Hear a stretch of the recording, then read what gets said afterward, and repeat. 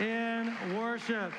Oh my goodness, we're starting a new series. Man, take 2 weeks out of a preacher's life, and I'm going to just all blow up on you guys today. Oh, new series, David. I've been wanting to preach this series. I can't even tell you how long.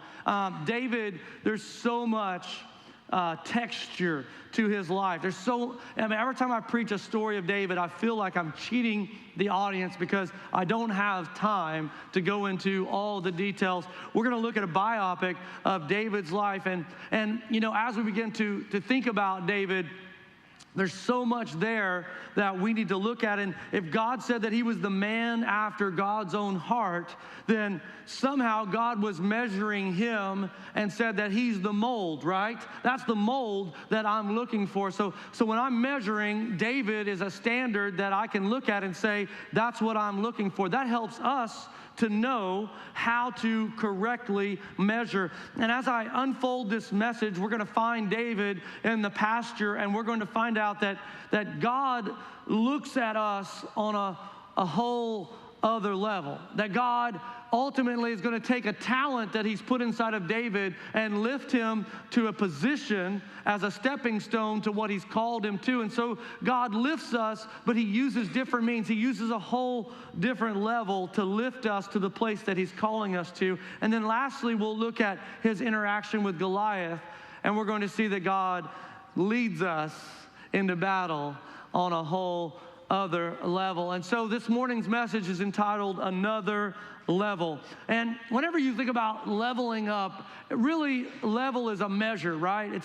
And we're constantly measuring as competitors, as people who want to accomplish things. Everything typically has a measurement, and I know that I probably have some workout people in here, right? Is it, by show of hands, just let your hands up. Is it workout people in here? Like, are you guys sheepish about this? Like, most workout people are like, yeah, I can lift 100 pounds right now. Okay, so, you know, workout, like, you're gonna have to measure, right? You wanna know, like, did I improve?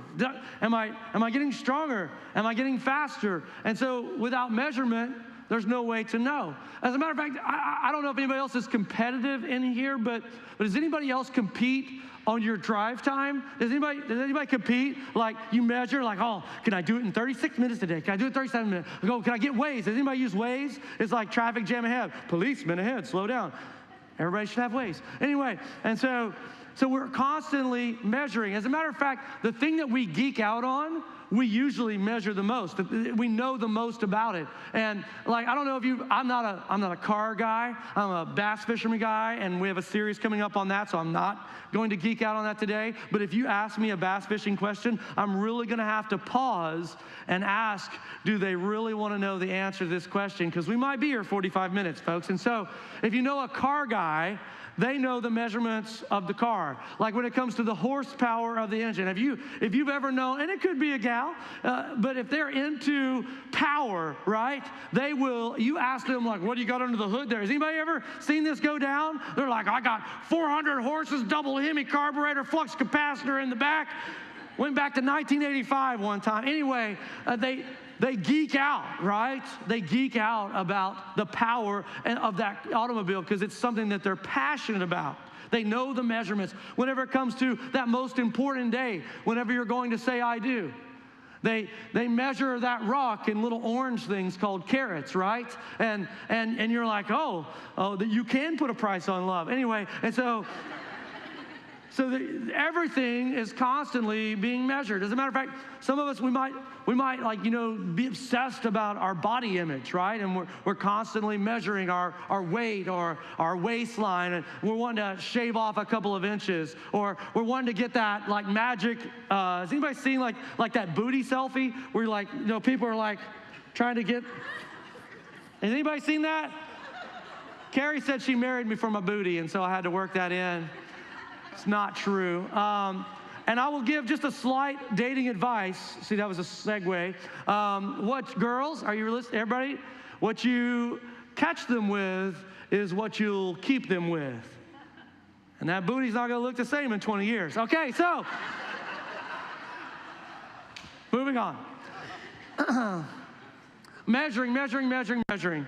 Some people might measure by the title attached to their initials at their workplace, the degree that they have, the numbers of zeros in their bank account. I mean, there's all kinds of ways that we measure. And as I was thinking about these measurements, I started thinking, like, would it be a travesty if people were using the wrong measure? Like, I know when it comes to cooking, I know myself, I've experienced it, I've done it, I've seen it done in restaurants, but like, if you take the ingredients and you don't follow the recipe and you kind of wing it. Has anybody ever eaten something that people just kind of threw together, and like maybe it called for like a smidge of salt and they put a tablespoon of salt? And some people kind of ascribe to this philosophy in life that if a little bit is good, a lot is better. Has anybody ever seen this person at the party sometimes? Alcohol? No, just because a little bit is good doesn't mean that a lot is better. And if you take like 3 tablespoons of vanilla and it calls for 1 teaspoon, it isn't going to taste right. Can I get an amen? Anybody? Yeah, you know what I'm talking about. And so it's the right amount when you measure if you want to get the right flavor. When it comes to the picture of your life, if you're going to present a picture that is acceptable to God, then you have to know how he measures. And I think so oftentimes we take the world's ruler and we begin to measure our lives by what the world says is success, or what the world says is beautiful, or what the world says marriage is supposed to be like. Wouldn't it would just be almost unfathomable if we got to the end and all this time I wasn't successful in marriage because I wasn't measuring correctly. I wasn't following 1 Corinthians 13 that says love doesn't bear any records of wrong, and love is patient, love is kind, love endures all things. I didn't measure that way. I measured by whether they did what I wanted. All this time I'm chasing after money, and I didn't realize God wasn't measuring my bank account. He was measuring my heart and generosity. God wasn't measuring all of the good deeds I did because I wanted to look good rather than to do good deeds because God did good deeds for me. You see, that measure, if we're not careful, it could take away a lifetime because we were living by someone else's measurement and not the right one. I hope that as we look at David's life, we'll see that he measured correctly. And that all things in life, all matter in life, has 3 measurements. It has a height, it has a width, and it has a depth. It cannot exist. It cannot be matter and not have those 3 dimensions. And yet I think we're going to find in David's life that he discovered another. And I hope that at the end of today's message, we can find out what that 4th dimension is. When we find David, the first point I want to make today is that God looks on another level. God looks on another level. He doesn't look the way that you look. As Samuel was walking into town to Jesse's house, which is David's father. And I don't have time to talk about Saul, but you really can't know who David is without Saul. Saul was the first king of Israel. Saul was God's answer to a prayer that should have never been prayed because the people rejected God as their leader and they wanted a man to be like the other nations. And it's like a whole thing there. I can't even get into it. I don't have time, but Saul was disobedient. And as a result of Saul's disobedience, it gave rise to an opportunity for David. And it's really a sad tale of potential and what could have been. And so as Samuel gets the call from God, he says, go to Jesse's house and anoint one of his sons to be the king. I'll let you know when you get there. Samuel, being loyal to the current king, Saul, said, if I go and anoint a king while there's a king on the throne, Saul will kill me, which was an accurate assessment. And God said, here's what we're going to do. Now, I love this, that God is willing to work with your fear and anxiety. Did you know that? Like it's not like he's always like, oh, you know what, get over it. No, that's not. God's like, okay. Let's say that you go down to Jesse's house, tell him you're offering a sacrifice, but when you get there, you can spring the news. And so Samuel is the voice of God. You need to know this. In the Old Testament, there was a period of judges and prophets, and they were the voice of God. We might understand it a little bit better, like when we consider how the Catholic faith has the Pope. Samuel was the Pope of the Old Testament in this era. If you wanted to hear from God, you went to Samuel, okay? Samuel was God's representation here on this earth. And so when Samuel walked into Jesse's house, there was, the bells and the whistles are going off. What is Samuel here for? And it was almost a scary thing to be coming to God's presence like that. And so as he walks in, he says, I'm here to anoint one of your children. And it says that he saw Eliab walking up. Watch what he said. He said, when they arrived, Samuel saw Eliab, which is the oldest son of Jesse. And he said, surely the Lord's anointed stands here before the Lord. I don't know how good Eliab looked, but I'm certain he was a 5-star recruit in Texas football, okay? Eliab was the man, okay? So he looked at him, and just on the outside, the rapper said, that's the one. Surely, he said, God's anointed is standing before me. And instantly, God rebuked Samuel, and he said this, but the Lord said to Samuel, do not consider the appearance. Do not consider his height, for I have rejected him. The Lord does not look at the things that people look at. People look at the outward appearance, but the Lord looks at the heart. Oh, Frisco, Texas, North Dallas, Cowboys came to town. PGA is coming to town. Toyota, Dr. Pepper apparently is coming to town. They evidently give tax breaks to corporations. I'm waiting for the tax break on our new building. Anyway, here is all of this stuff around us, and I wonder if it's possible that we ever get tempted to begin to measure as man measures instead of how God measures, because if Samuel, the man of God, who did it right at every step, go try to find a flaw in Samuel's leadership, and I don't think you'll find a long list at all. And I wonder if Samuel could get fooled so easily by the outward appearance. I wonder if we ever get taken in by the appearance of things. I just want a show of hands. Has anyone ever been fooled by the outside of a... Guys, have you ever been fooled by what you thought you saw on the outside? Anybody? Like, ladies, have you ever been fooled by that first date charm? Can a sister say amen? Anybody? Second date wasn't the same as the first date. No. If Samuel could get fooled by the outside, surely that should cause us to have pause. Am I correctly calibrating what is true and what is not true? If Samuel could get fooled, I think I could get fooled. If I'm only measuring the length, the width, the volume, if that's the only 3 dimensions that I'm measuring in, is it possible that I'm going to miss something? This was painfully illustrated in my life. One night, some of the guys had got together for a night of cards. And I'm a late night person. I don't know if y'all know that, but we were hanging out. There were some new guys in the church, and we were actually growing them as disciples, and this would give way to a discipleship class and a whole thing. And we would stay up to the wee hours of the morning, 3, 4 o'clock in the morning, just more talking than playing.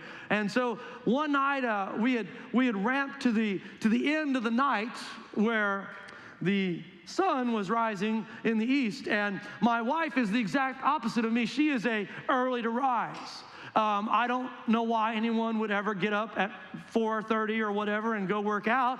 That seems like it's of the devil to me. And so she was getting up as the last guys were walking in.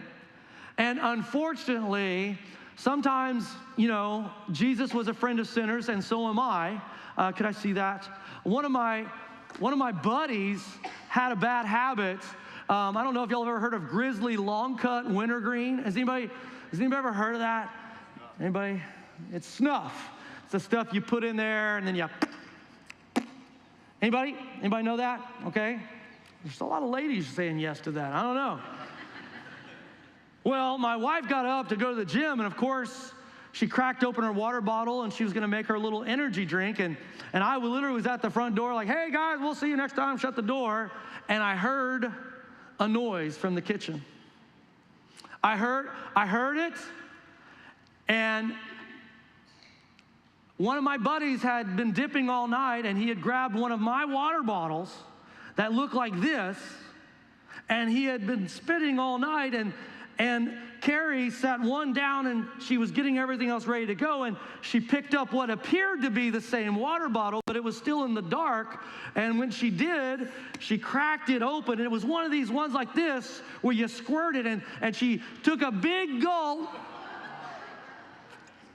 and she said the granules were in there, and then I heard like a gagging and a spitting, and I froze at the front door. I did not go running into the fire. I did not. And the next thing I heard was, Tim! Tim! And all I could think of was, it wasn't me! It wasn't me! You see, they looked the same. In the dark, they felt the same. The same color, the same wrapper, the same shape, the same lid. The only thing different was what was on the inside. The only thing different was what was on the inside. And I just started thinking, if we're measuring incorrectly, is it possible that we keep grabbing the wrong thing? And we think that these things are going to satisfy us, but they never do. The money never does. The relationships never will. The next job, the next church, we're always on to the next, believing that the next will be the one, and yet it's elusive and we never have found it. Is it possible that I have to become content with the God on the inside before I can ever be functional and healthy on the outside? Is that possible, that I need to learn how to measure? That what's on the inside matters so much more than what people see on the outside? If you look happy to everyone, but on the inside you are broken and miserable, is that a win? If you're measuring it by what other people think, are you winning? If your marriage looks so great to everyone on the outside because you know how to just pose it and filter it and then post it, but you're on the verge of divorce, is that a win? I think that David gives us some instructions here that God is looking deeper than we are. That he sees into our hearts. He sees the voids. He sees the brokenness. He sees the lack of peace. He sees your inability to sleep at night. He sees the fear. He sees the arrogance of believing that you don't need God in your life, that you don't have to serve it. He sees it all. And you can fool everyone.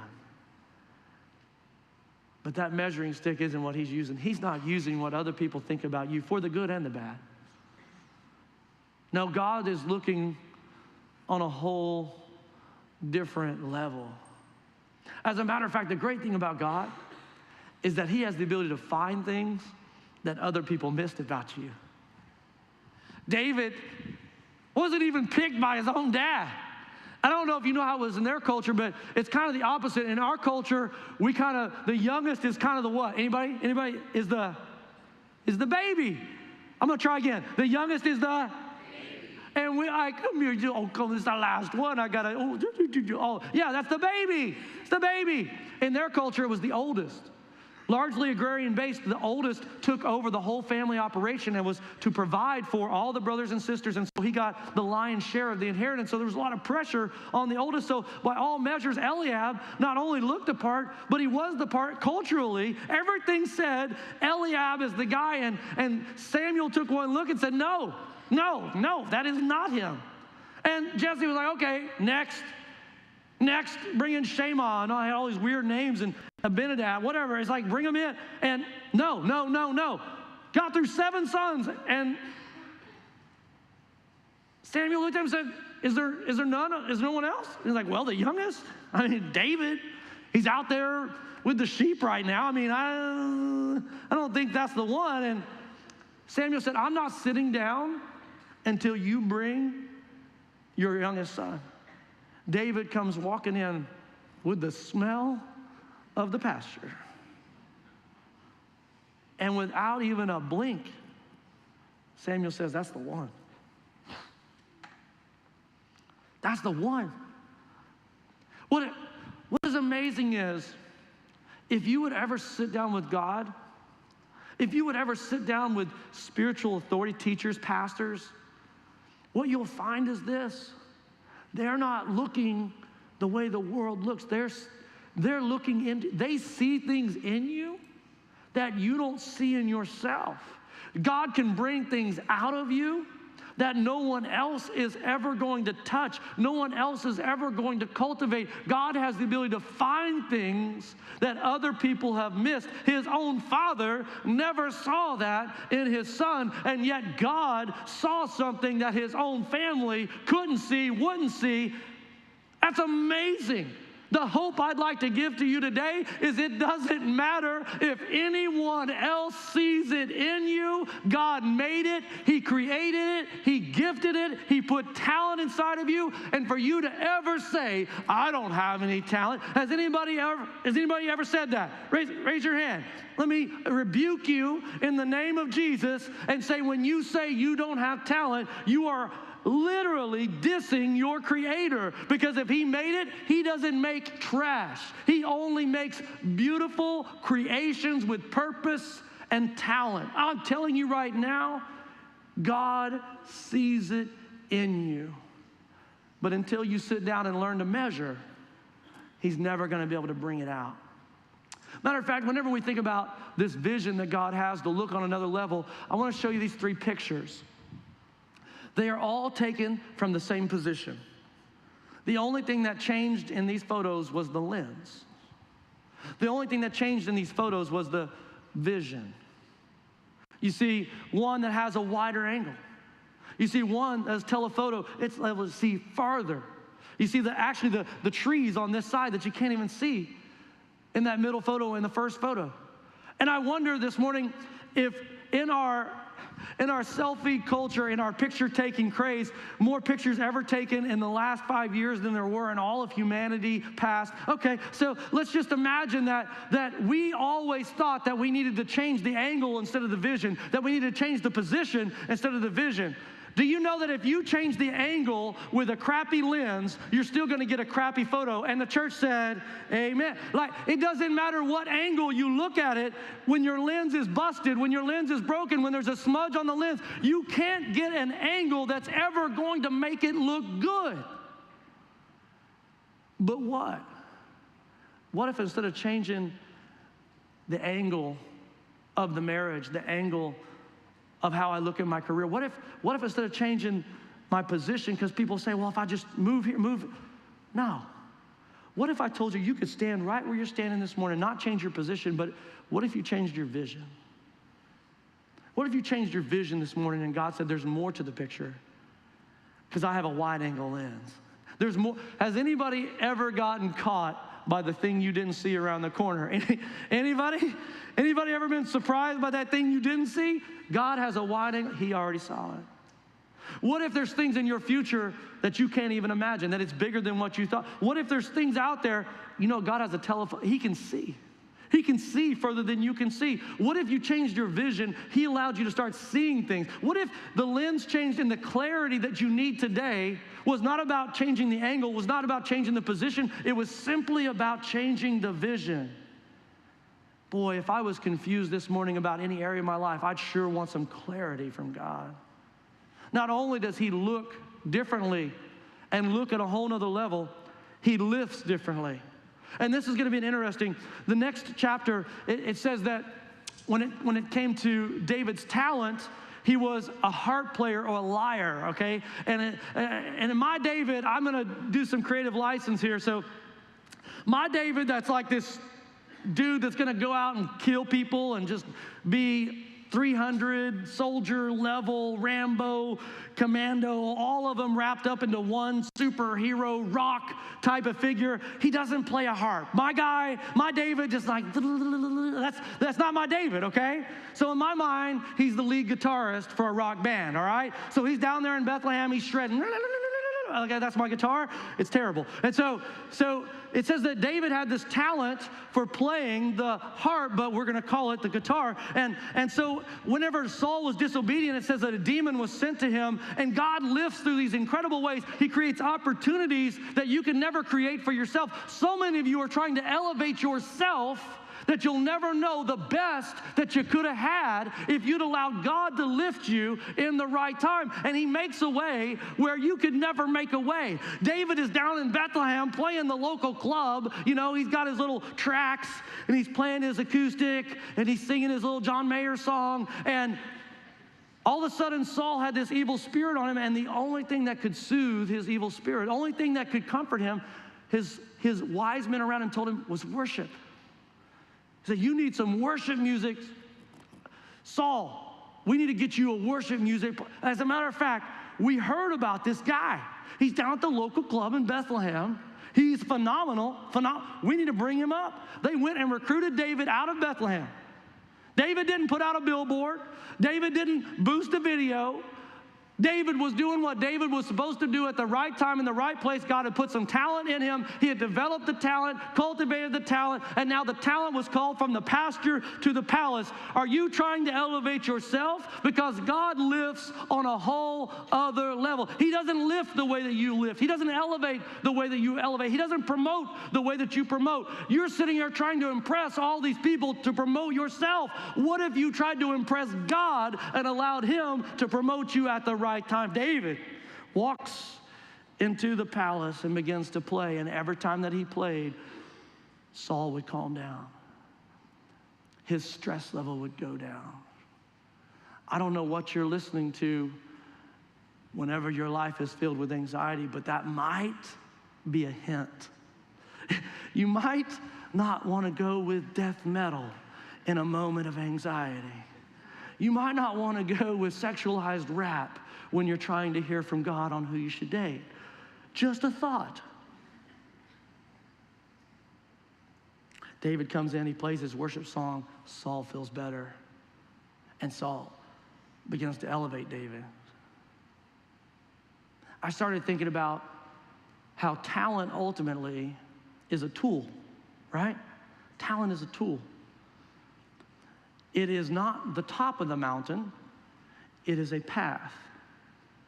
David had a much bigger calling than playing guitar in the palace. There was a much bigger plan for David ultimately to be elevated as the king.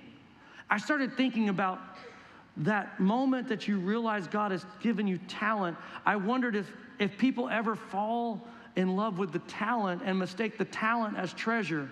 Or they fall in love with the talent and they forget that there was a teacher that gave them the talent. Or they fall in love with their gift and they forget that there was a giver. Or they fall in love with creation and they forget that there's a creator. The talent was never supposed to be the end. He didn't get to the palace and David didn't say, you know what, I've made it. I made it from the club in Bethlehem all the way to the show at the palace. Man, I just need to focus on being a guitar player for the rest of my life because it's brought me wealth, it's brought me fame. No, the talent is not the end. The talent is a step along what God is trying to get you to. If you fall in love with the talent and make the talent your treasure, you'll never get to where God intended for you to go. And the church said, come on. Look at what happened when he performed his talent. It says that the spirit would leave Saul and Saul was set free. And then glory was brought to God because he was leading worship. Your talent is supposed to set people free and bring glory to God. So let's start doing the math. Let's start grading the paper. When's the last time your talent set someone free? Don't tell me you don't have talent. We already established that. When's the last time your talent set some sinner free? When is the last time your talent brought glory to God? You say, Pastor Tim, I don't have any talent. Okay, some of you have the gift of making money. We live in one of the wealthiest cultures in America. When's the last time your talent was invested in changing the kingdom of God? Some of you have the gift of hospitality. You have the ability to gather. Do you know that's a gift? Derek, you and I were talking about that. Derek and Holly have the ability to gather. I said, do you realize that's a gift? He's like, I never thought about it like that. I was like, well, you should start thinking about it like that. You have the ability to gather. That's a gift from God. Are you using it to change people's lives? Some of you have the gift of organization. When's the last time you used to serve God? You see, you have talent, but have you fallen in love with the talent, mistaken it for the treasure, and not realized that the teacher was worthy of all the glory and all the honor? You see, if you'll fall in love with the teacher and you'll fall in love with the giver, he will lift you to places he will open doors. That's the thing. The talent was never supposed to be an end. It was like instead of being a period, we could think about it grammatically, it was supposed to be a comma, connecting what David was born into for what he was called divinely to do. He was born in the pasture. He was called to be at the palace. But unless he used the talent as a stepping stone, he would have never made it to where God intended for him to go. So God not only looks differently than we look, he lifts differently than we lift. That should be an encouragement to you. It doesn't matter what you're doing. Do it faithfully right now, and God will lift you in incredible ways. God will make a way that you couldn't even in your mind think of right now. And then last, and the finale, David standing in one corner, Goliath standing in the other. Let's talk about it. Y'all ready? One of my favorite stories in the Bible. David is now sent to give lunch to his brothers. Always serving that David, bringing lunch to his brothers. David walks up to the battlefield, and there's this giant of a man named Goliath. I mean, he would have dwarfed Shaquille O'Neal, Kevin Durant. I mean, you just name your person. Davis, all of the centers that are popular in the NBA today would have got dunked on by Goliath. He wasn't like some clumsy oaf either. He would have gotten high marks in all the combine. His 40 time was sub-5, probably running a 4.4, I don't know. And he could jump out of the gym. I mean, here was Goliath standing out in the middle of the valley, and he's defying the armies of Israel, saying, give me a man. He and I will fight to the death. I mean, that's pretty extreme. And whoever wins, the other nation will become servants of the one who wins. I mean, what an amazing theater. They're in a valley. Goliath is standing there. The Israelites are on one side on a mountain, the Philistines on the other, and here is the giant in the middle alone. All the soldiers sitting on the sideline, shaken by their fear. And David is delivering lunch. I mean, just at the time that the Goliath is walking down into the valley, David, coincidentally, it shows up handing lunch to his brothers, and he hears the call of Goliath go out. And yet David, because he's been looking on a different level, because he has been lifted on another level, he is now listening to the same thing that everyone else is hearing, but he's listening on another level, and he says to the soldiers, he says to his brothers, who is this uncircumcised Philistine? And I love using that word because you can't use that word in any other type of conversation other than the Philistines. I dare you to try it at work this week. Look at that uncircumcised coffee drinker over there. It just doesn't work, okay? And so David says, who is this uncircumcised Philistine that he would defy the armies of God? And everybody looks at David like, calm down, young blood. He says, I'll fight him. I'll fight him. But we should never despise the youth doing the thing that we adults refuse to do. When we see anybody of any age do what God has willed and have that faith, we should praise that. And the church said, I'll fight him. I'll fight him. Oh my gosh. His brothers began to criticize him. And then they take him in before Saul and said, this kid said that he would be willing to go out there and fight the giant. And Saul is looking at him like, aren't you the guitar player? You ever fought? No.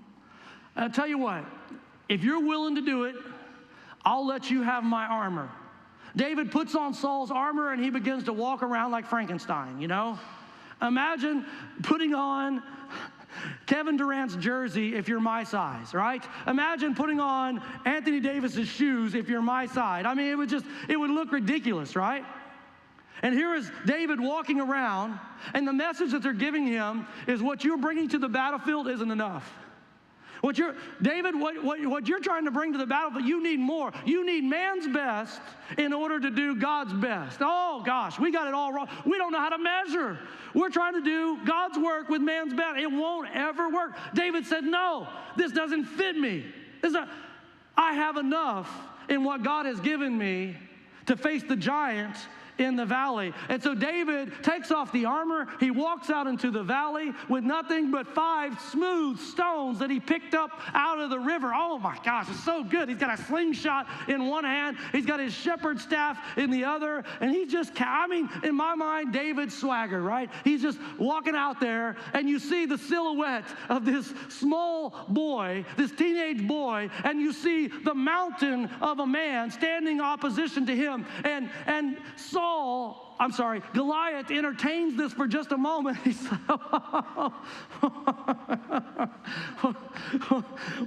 what is this?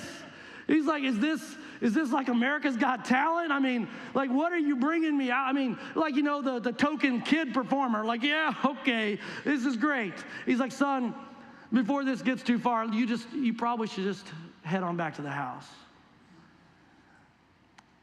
Because if this goes down, it's only going to end one way. I've ran the calculus. I've done the measurements. The height, the width, the depth, the speed, the agility. Son, you don't have a chance. If you stay out here, I'm going to take your body and I'm going to feed it to the animals. All the soldiers, the grizzled veterans sitting on the sidelines.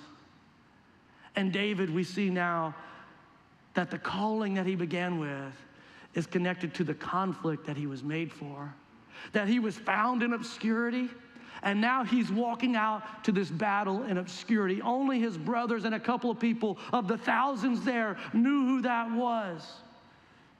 God is moving him from obscurity to opportunity based upon looking on another level, allowing to be lifted on another level, listening on another level, and now he's going to be led on a whole another level. Watch this. Oh my gosh. He looks at Goliath and doesn't even blink. I've had some giants in my life, and I want you to know that when I'm staring at, for instance, a $12 million building, and we've never built anything at Genesis Metro, it's a giant that's out there. And I'm a little fearful of that. When it comes to other things that have gone on in our lives, I'm sure we all have some giants. And I'd love to tell you that I don't blink, but I do. I'm like, this giant says he's going to kill me, and everyone else on the sidelines believe that he's going to. No one, and I mean no one, believed in David that day. David says to Goliath, it's funny. I see that you have a sword and a spear, but I promise you today, I'm going to not only defeat you, but I'm going to cut your head off. There was only one sword on the battlefield that day, and David did not possess it.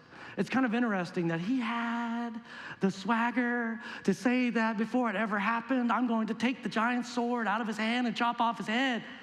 Everybody on the sidelines of the Israelites were like, please, God, don't say that, David. You're going to make him mad. David said, I'm going to tell you how this is going to end today. I'm going to win, and I'm going to have your head in my hand, because this is the truth that you don't understand, Goliath.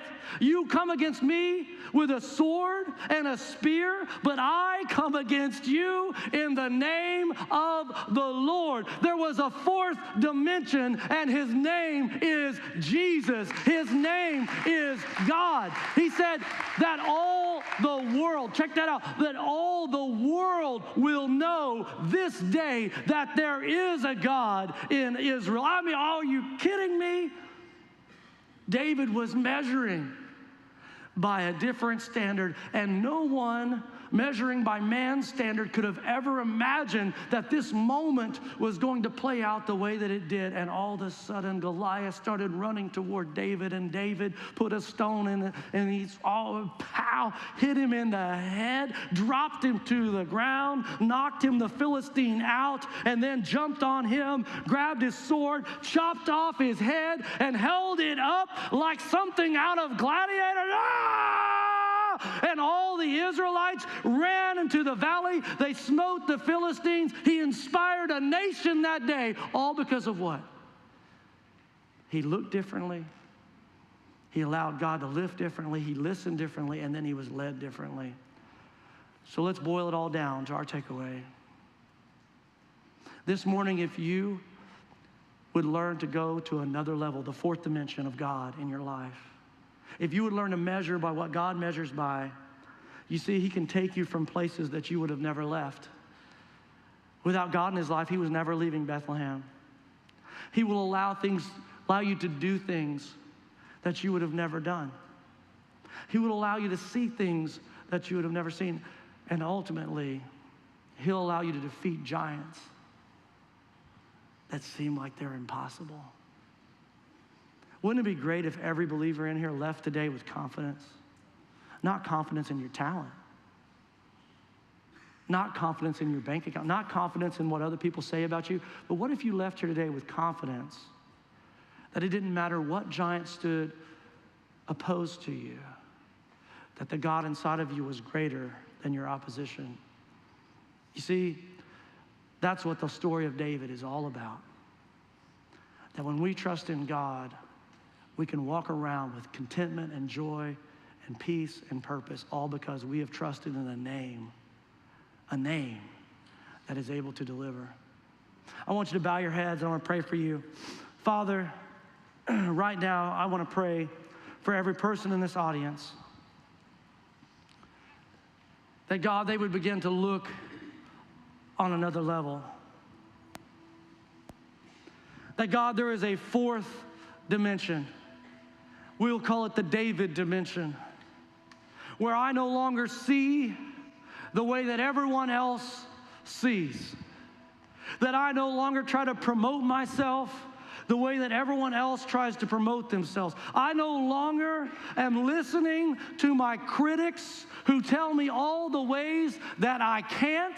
I'm not trying to dress the way that other people dress me. If David would have dressed for what they thought was success, he would have died trying someone else's method. I'm telling you right now, many people sitting in this room, you are dying trying someone else's method. But if you would just once say yes to God, surrender, sell out, and put it all on the line. David got to see something different, see something that others couldn't, because he was willing to put himself in a place that others didn't. You see what I'm like? At some point, you got to say you're all in. At some point, you got to say Jesus Christ is worth everything I have. At some point, you got to push the chips in the middle and say, I don't care what logic says. Jesus is worth everything because he gave everything for me. Now, church, if we would look like that, I guarantee you, there's no love problem in your life you couldn't solve. There's no purpose problem in your life you couldn't solve. There's no finance problem in your life that you couldn't solve. You could stand in the valley of your problem and look squarely in the giant that seems unstoppable and undefeatable. And you could say, oh, I know that you're coming against me. I see the sword, I see the spear, but I have a secret weapon.